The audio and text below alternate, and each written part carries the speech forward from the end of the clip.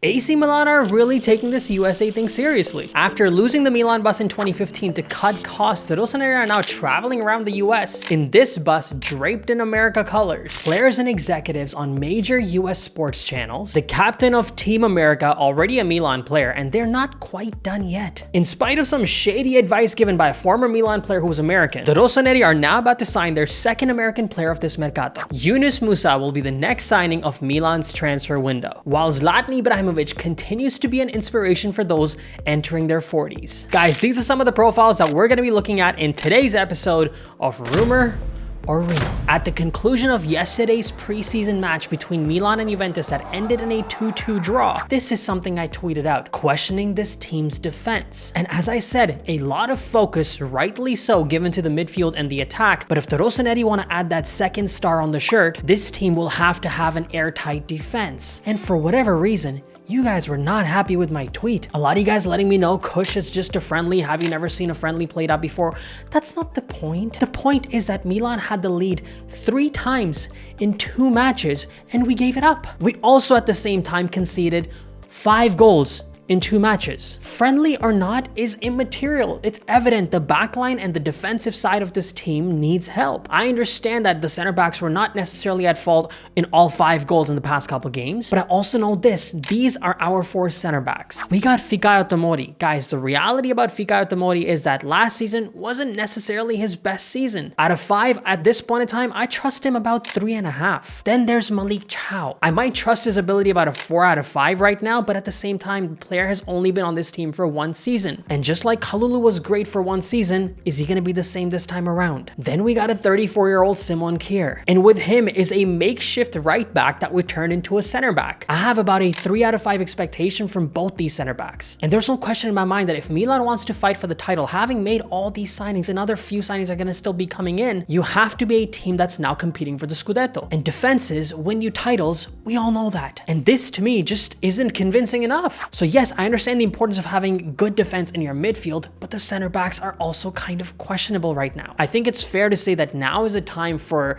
Lani and Moncada to start kind of focusing on the defensive side of this team too. And the one piece that is going to be helping with that is the next signing, which is of Yunus Musah. Milan have been targeting this player for a while. They probably have had a agreement with the player himself, 2027 contract, 2 million salary a season. This agreement has been there with Yunus Musah for about a month now. The main problem that the two clubs, Valencia and Milan, were having was around the price tag of the player. They wanted around 25 to 28 million. Milan had made an offer more closer to that 15 million mark, and the teams just weren't being able to find an agreement. Now it looks like Valencia pretty much gave up on the mercato. They realized that this is the only team he actually wants to go to. I believe West Ham was also involved in targeting Yunus Musah, but seeing Christian Pulisic's move here, seeing the way that Milan is developing their team, I think Musah probably saw the team and said, you know what, I'd rather go to Milan than West Ham. And that is pretty much what's happened now. Milan have reportedly agreed on a price tag of, I believe, 18 million base pay. They then have about 3 million in add-on. 2 million is going to be a tougher target to accomplish, and 1 million is going to come relatively easily. And it has to be said, that's yet another solid piece of business by Ferlani and Moncada. But I want you guys to let me know in the comment section, how convinced are you? I mean,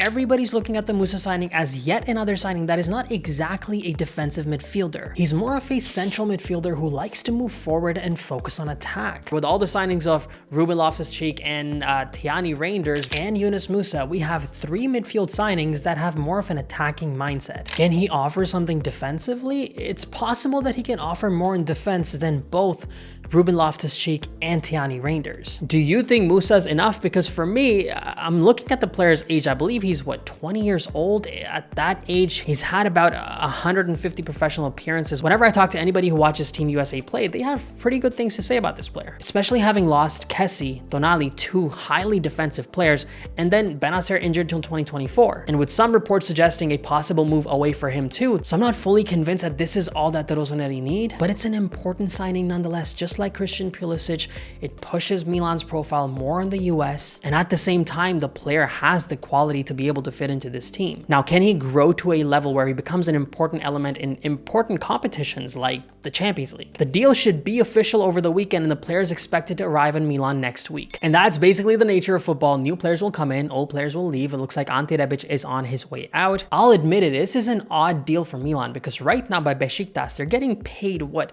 500,000 euros euros for Ante Rebic? A lot of us would have hoped he would get the team at least 5 to 10 million. But from the looks of it, that actually won't be happening. He's going to be getting sold for about 500,000 euros. And then Milan is also attaching some bonuses on performances for about 1.5 million in the future. So a 2 million euro sale for Ante Rebic, but the interesting part about this one is the salaries that Milan is going to save. Ante Rebic, for whatever reason, is one of the highest paid players on this squad. His net salary is about 3.5 million, but the gross salary is closer to about 4.5, 5, which is what Milan eventually ends up paying. So for Milan, considering the fact that his contract is going to be live till 2025 with the Rossoneri, there's a saving of about 10 million in salaries. Looks like for the management, watching him on the bench, being a bit of a problem child for Stefano Pioli, just saving up on his salary was enough. And I feel for Ante Rebic, guys. This is a player who had a lot of potential, showed a lot of potential, a couple of very good seasons. I think north of 10 goals scored 2 seasons in a row. He was an important part in bringing us back into the Champions League, not really that important in the Scudetto winning campaign. He scored some clutch goals. For whatever reason, he loves scoring against Juventus. And then, of course, he leaves us with this. Buongiorno. An audio that is regularly played the next day after Milan wins a match. So all in all, an okay career for Ante Rebic here. You can see it was a little bit of unfulfilled potential, but the fact that he won a Serie A title with the squad should kind of make up for it. And the sale of Ante Rebic means that Milan now needs to sign a striker. For whatever reason, we're not looking at any center backs right now, but as soon as Ante Rebic just scored, we're already linked with like 3 strikers. And the one that seems to have a bit of an edge on the rest to me is Alejo Véliz. This is a 19-year-old Argentinian center forward. He plays for Rosario. He was pretty impressive during the Under-20 World Cup, scored 3 goals there for Argentina. During the season, he scored north of 10 goals. So a player that Milan's youth-focused management is definitely interested in. There were some questions about the fact that he's an Argentinian, so he might take up that non-EU spot, but apparently he has a European passport too. The player also has a release clause somewhere around that 14 to 15 million mark with Rosario, and that price point, that profile, the age, the fact that he's scoring in high-level competitions, I think that fits Milan pretty well. There are some reports that Torino has already made an offer for this player, but Milan believe that if his release is around 14 to 15 million, they might be able to strike up a deal with Rosario around that 12 million mark. So for me right now on the rumor real scale, I think this deal is possible. I don't know if the negotiations are necessarily happening, if these are just reports, but could this happen? Yes, I think it's absolutely possible. We do need to sign a center forward. I think Lazic's time at Milan should be done, and somebody has to come in to replace Ante Rebic, so this looks like a pretty decent player. And if we look at some of his scouting report, it does show that he's an old-fashioned striker, very strong in the air, moves well in the penalty area. So it's kind of like finding a player in between Okafor and Olivier Giroud. And the other profile, the other striker profile that suddenly Milan is being linked with again is Gianluca Scamacca. So again, with the departure of Ante Rebic, some reports are suggesting that Milan now have the cap space, they have the salary space to be able to sign this player from West Ham, maybe on loan at least. And even earlier on in the Mercato, this was a player that was being linked up with Milan. I don't really think there was much concrete back then.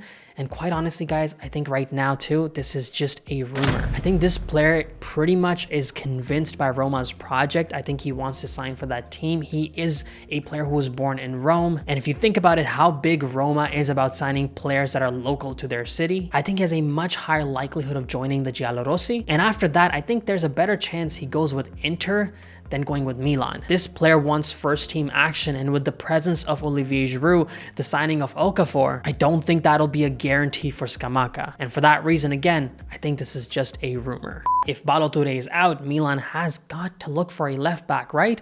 We're not relying on Florenzi, are we? And just as I was editing that part of the video, news breaks out that Milan has picked their left back backup profile, and that's going to be Luca Pellegrini of Juventus. Alfredo Pedula came out claiming that Milan is just not convinced by the previous profile they were looking at, which was Riccardo Calafiori, and instead they're going after Luca Pellegrini. Pellegrini, who's had multiple seasons in Serie A, he's also had a bit of a stint in Germany. At the same time, we have to keep in mind that if we're signing a backup for Theo Hernandez, it can't be a big profile. It has to be either a player who's about to retire and can bring a lot of experience, kind of like the Florenzi and Kier signings were. Or you sign someone like Pellegrini, an experienced player who's been in the Serie A, played in the league, and can offer a degree of reliability and can kind of be trusted. Stefano Pioli is comfortable with this profile, and it looks like there's a possibility that over the weekend, this deal might actually get done. It could be a loan with an option to buy, and honestly, we desperately need somebody to back up Theo Hernandez. As I've said in repeated videos, the amount of mileage we're putting on Theo is dangerous, and we're probably just fortunate that he hasn't picked up an injury till now. And Pellegrini to Milan, seeing the early reports, I think this is real. This move to me, logistically, by age and experience, kind of makes sense. Well, there you have it, guys. These are some some of the profiles I wanted to look at. Yet another signing for the Rossoneri. I can't keep complimenting this Milan management. I think it's pretty evident they're doing a pretty great job of this mercato. Obviously, do these signings translate on the field? We'll just have to wait and see. But for now, everything